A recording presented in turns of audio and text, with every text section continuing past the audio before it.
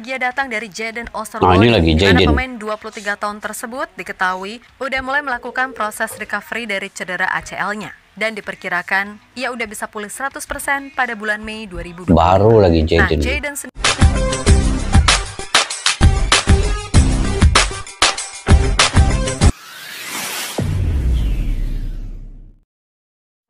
Assalamualaikum dan salam persaudaraan, salam sepak bola. Selamat bertemu kembali guys di channel Askalani Studio. Oke, hari ini kita tahu hanya tinggal 2 bulan lagi untuk Indonesia bertanding dalam kualifikasi Piala Dunia 2026 pada 4 laga yang terakhir. Dan pada 20 Maret melawan Australia bermain di Sydney. Kemudian 25 Maret bermain di GBK melawan Bahrain. Jadi ini adalah penentuan bagaimana pelatih baru Patrick Kluivert dan juga asistennya menjadikan perlawanan pertama, partai pertama dan melawan Bahrain nanti sebagai kayu pengukur kepada kekuatan taktikal dan saingan seterusnya untuk membawa Indonesia ini lolos ke Piala Dunia. Memang kita optimis guys. Keyakinan kita, insting, saya punya insting sendiri, Indonesia bisa menyaingi tim-tim besar kayak Australia, Bahrain dan China ini. Jadi kita dukung dengan support, semangat dan juga kekuatan fans untuk datang ke stadion, memberi dukungan penuh kepada timnas Indonesia. Itu sudah tentu. Indonesia punya fans ratusan juta ya. Walaupun sekarang ini masih belum lagi pembuktian itu berlaku dengan kemenangan-kemenangan yang kita lihat sebelum ini di bawah Sinteyong. Tapi sekarang ini dengan pelatih baru ini belum ada kita nampak lagi ataupun kita lihat chemistry. Karena kita membutuhkan satu perlawanan friendly match, kalau bolehlah friendly match untuk kita menilai bagaimana kekuatan timnas Indonesia saat ini di bawah Patrick Kluivert. Tapi ini pun dia belum ketemu lagi dengan kesemua pemainnya dan belum lagi ada latihan pun. Jadi ini sulit untuk kita menjangkakan. Cuma dari keyakinan dan insting kita sendiri bahwa yang dibawakan ini adalah yang punya pengalaman melebihi apa yang mereka sudah lakukan di Eropa. Dibawa untuk gabung ke timnas Indonesia ini semata-mata untuk lolos ke Piala Dunia ya, oleh Bapak Erick Thohir. Jadi itu kita respect kesungguhan dan juga keberanian Bapak Erick Thohir menjadikan timnas Indonesia ini ala-ala Eropa gitu. Oke guys, saya ingin reaksi video pada kali ini. Pemain yang mungkin akan baru masuk. Oke, Matsin, chill aja ya kan. Jadon kasih pesan bahagia, misi ambisius, sapu laga sisa dan lolos Piala Dunia.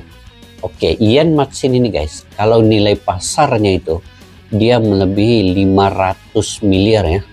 Nah, ini antara pemain yang bernilai sangat tinggi dan memang kualitasnya juga sangat luar biasa. Jadi, adakah beliau masuk bergabung dengan timnas Indonesia? Yuk kita simak dulu di dalam video ini guys.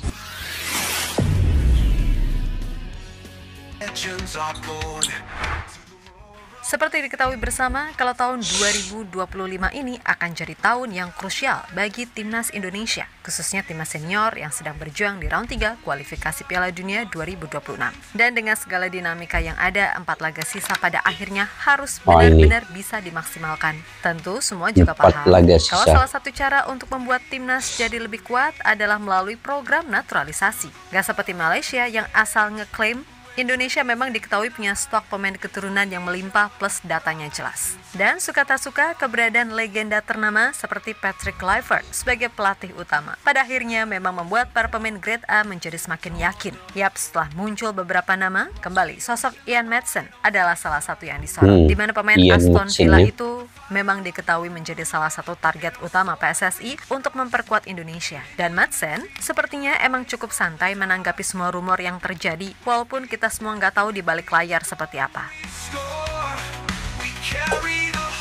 Kalaulah Ian Matsin ini dapat dibawa, sebab dengan kedatangan Patrick Kluivert nih, dia bisa menarik seperti magnet pemain-pemain keturunan Indonesia yang berada di Belanda dan di Eropa.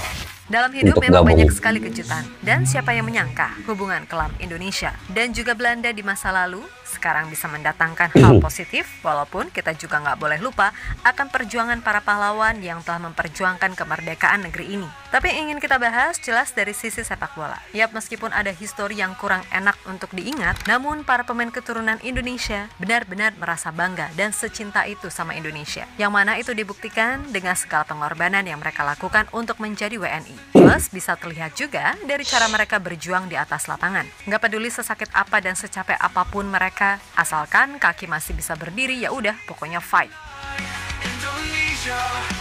Betul, di lapangan memang saya melihat juga lah semua pemain-pemain keturunan ini berupaya, berusaha sedaya upaya.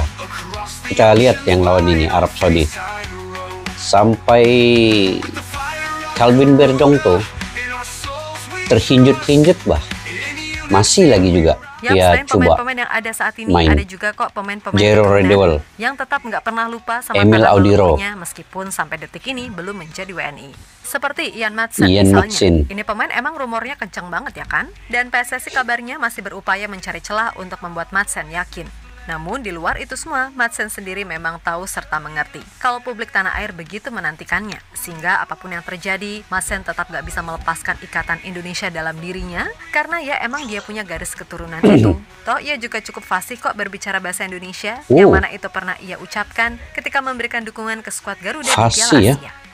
Dan menurut kabar terbaru, dengan masuknya legenda seperti Kluivert, memang sedikit banyak membuat para pemain keturunan yang grade A minatnya tambah naik. Dan Madsen jadi satu nama yang diketahui juga merasa begitu setelah berulang kali dicampakkan oleh Ronald Koeman. Terlebih, ia pastinya juga melihat progres dan peluang timnas Indonesia untuk bisa tembus level dunia. Meskipun begitu, Madsen diketahui tetap santai dan memilih menunggu sikon yang tepat. Yang mana kode tersebut ia tunjukkan lewat sebuah unggahan story di Instagramnya. Di mana banyak yang berasumsi, Madsen ini udah tahu apa yang terjadi. Namun, ia hanya tidak ingin terburu-buru. Dan kita pun juga nggak tahu kan apa yang terjadi di balik layar.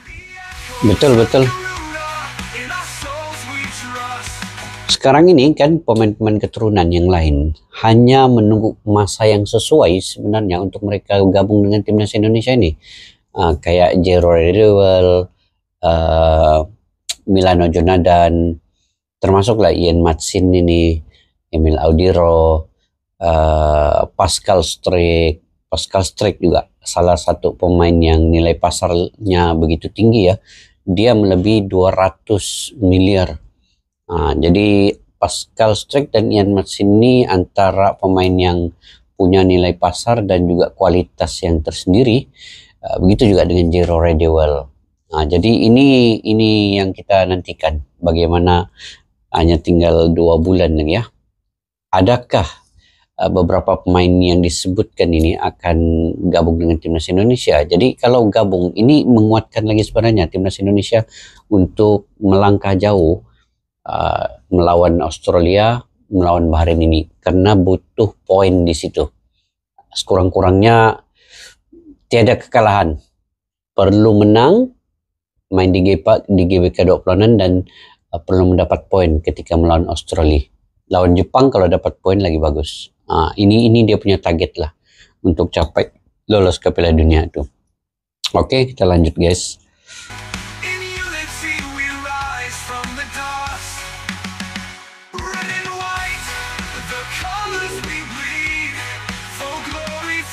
Indonesia ini pemain-pemainnya di luar negeri melimpah banyak, cuma hanya tinggal dipilih dan juga pemain itu sendiri yang rela untuk gabung dengan timnas Indonesia.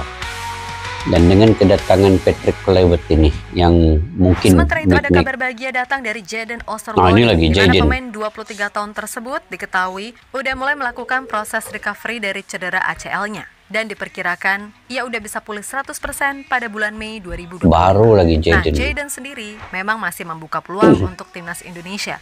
Apalagi setelah tim Garuda diasuh oleh Patrick Kluivert. Dan bagi yang lupa, bek muda kesayangan Jose Mourinho di Fenerbahce ini Sebenarnya dulu sempat akan Fenerbahce. dinaturalisasi oleh PSSI, tepatnya pada tahun 2021, ketika timnas U20 mempersiapkan skuad untuk Piala Asia U20. Ketika itu PSSI sempat melakukan kontak pada Jayden yang saat itu bermain masih untuk FC Twente. Namun sang pemain menolak dengan alasan ingin menunggu panggilan dari timnas Belanda. Dan seiring berjalannya waktu, kini ia tak kunjung mendapatkan panggilan itu. Lalu di tengah ketidakpastian panggilan itu, Jayden akhirnya diketahui udah dibujuk oleh dua sahabat kecilnya yang lebih dulu berseragam merah putih, Michel Kers dan Eliana Reinders. Maka dari itu, dengan segala faktor yang ada, bukan tak mungkin pemain berpostur 1,89 meter yang bisa bermain sebagai bek tengah, bek kiri, dan gelandang bertahan itu akan segera mau menerima pinangan untuk berseragam merah putih.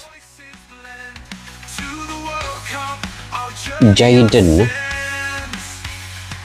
sentiasa ada nama-nama baru kan yang direkrut dan juga mungkin akan diambil oleh timnas Indonesia. Jadi hanya tinggal pilihan yang tepat lah untuk pelatih baru Patrick Kluivert mencari dan merencanakan pemain-pemain yang diinginkan beliau sendiri, yang punya kualitas, dan beliau mengetahui pemain itu sangat berkualitas.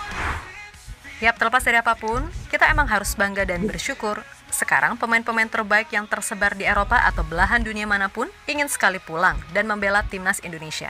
Namun jangan lupakan juga kalau pembinaan serta kualitas liga juga harus terus ditingkatkan. Jangan sampai nih, timnasnya udah bagus, tapi liganya hadeh, ya gitulah. Contoh terbaru deh, Borneo FC yang digeprek habis-habisan sama tim Thailand. Buriram United di ASEAN Club Championship, gak nanggung-nanggung, skornya 4-0. Atau sebelumnya, ada juara Liga 1 musim lalu Persib yang gak mampu bersaing sama tim dari Singapura, Lion City Sailors FC, dan tim Thailand Port FC. Parahnya lagi, Persib jadi juru kunci pula, yang mana artinya tim-tim dari Liga Indonesia beneran sulit banget bersaing. Bahkan untuk sekedar AFC Cup yang ibaratnya kasta kompetisi kedua di bawah ASEAN Champions League. Gak deng, di level antar tim ASEAN aja juga kelabakan. Pokoknya ya semiris itulah. Ya harapan buat kedepannya, perkembangan timnas dan kualitas liga sejalan lah. Ya dong, Betul. timnasnya bagus, liganya bagus. Pembinaannya juga harus bagus, kan gitu. Dan mudah-mudahan kerjasama antara PSSI dengan federasi dari negara-negara maju bisa membawa dampak positif. Ya pokoknya Mimin percaya kalau PSSI dipimpin sama orang yang benar, pasti hasilnya bagus kok. Tapi kalau yang mimpin dedengkot itu lagi, ya udah sampai Ten Hag punya rambut atau sampai Upin Ipin masuk SD sekalipun, ya bakalan gitu-gitu aja. Untuk itu tugas kita sebagai fans untuk mengawal segala hal yang udah positif terbentuk. Kalau ada pihak-pihak yang tampak ingin memecah belah atau apapun, ya udah sikat kan gitu. Jangan kasih ruang, jangan kasih sedikit pun celah. Oke, kita Garuda. Oke guys, pokoknya dengan ada Patrick Kluivert ini dan juga Bapak Erick Thohir ini bisa menjalinkan hubungan kerjasama di antara pemain, sama ada pemain lokal, pemain diaspora ini menjadi satu. Ini kesatuan yang cukup erat sekali. Dan selain daripada pemain-pemain, fans juga dan juga kepimpinan serta pemerintah di Indonesia itu bersatu hati, benar-benar ingin melihat Indonesia ini lolos ke Piala Dunia. Tapi saya yakin guys, dengan kepimpinan Bapak Erick Thohir ini kan, dia kan punya pengalaman di Inter Milan selama 5 tahun, membawa Inter Milan daripada ranking paling bawah sampailah Inter Milan itu dikenali dan menjadi klub yang terkenal. Jadi Bapak Erick Thohir bukan kaleng-kaleng ya. Saya selalu mengingatkan diri saya sendiri juga bahwa kepimpinan Bapak Erick Thohir ini di Eropa itu sangat digeruni, sangat berpengaruh, sehingga Inter Milan satu nama klub yang cukup besar di Italia itu dapat beliau angkat martabatnya. Jadi kini timnas Indonesia ini telah dibangunkan dengan begitu baik sekali dari semua sudut ya. Daripada liganya, pemain-pemain mudanya, dia punya generasi-generasi baru, dan hampir ke semua pada tahun 2024 itu kejayaan milik sepak bola Indonesia dari semua peringkat kelompok umur lolos ke Piala Asia, dan kini timnas Indonesia ini ditargetkan lolos ke Piala Dunia. Jadi saya tidak ekspektasi sebenarnya secepat ini Timnas Indonesia 2025 ini akan berubah sedemikian rupa dengan membawa amunisi baru, membawa kepelatihan yang baru yang sangat besar dari segi nama-nama itu yang dia bawa ini. Patrick Kluivert, Lanzat, yang Pastor, dan membawa lagi beberapa tim kepelatihan yang lain. Dia punya asisten mungkin dari jaga golnya, mungkin dia punya fisioterapi dan sebagainya. Ini mungkin akan ada lagi nama-nama besar ya yang akan masuk. Jadi kita doakan semoga Timnas Indonesia ini tetap dengan kesatuan, tetap dengan melihat kepada target tuh, yaitu Piala Dunia. Jadi kita akan tetap menumpukan sepenuh perhatian, fokus, dan tetap mendukung. Saya tetap mendukung apa yang dilakukan oleh PSSI dan Bapak Erick Thohir itu tetap mendahulukan Timnas Indonesia. Itu yang saya sangat respect. Negara sebesar Indonesia, bangsa besar Indonesia, di bawah kepemimpinan Bapak Erick Thohir tetap mengutamakan Timnas Indonesia secara keseluruhannya untuk lolos ke Piala Dunia. Oke guys, nama Jayden tadi, Ian Madsen, mungkin Pascal Struijk, Emil Audero, Jero Redewell ini kalaulah dapat bergabung dengan Timnas Indonesia di bulan Februari bersama dengan Oli Romeni yang hanya mengambil Super U20 saja, kita nantikan siapa seterusnya. Ini perkembangan baik guys. Jadi kita dukung sepenuhnya. Oke, sampai di situ saja guys. Video pada kali ini mungkin kalian punya pandangan pendapat sendiri ya. Kalian boleh komentar di ruang kolom di bawah. Oke, sampai kita jumpa lagi di video yang akan datang. Assalamualaikum warahmatullahi wabarakatuh. Bye-bye. Askalana Studio untuk kita channel yang bereaksi tentang apapun yang ada di Indonesia, channel YouTube dari Malaysia di Askalani Studio. Jika mau tahu tentang Indonesia, ayo like and subscribe channel kami Askalani Studio. Askalani Studio.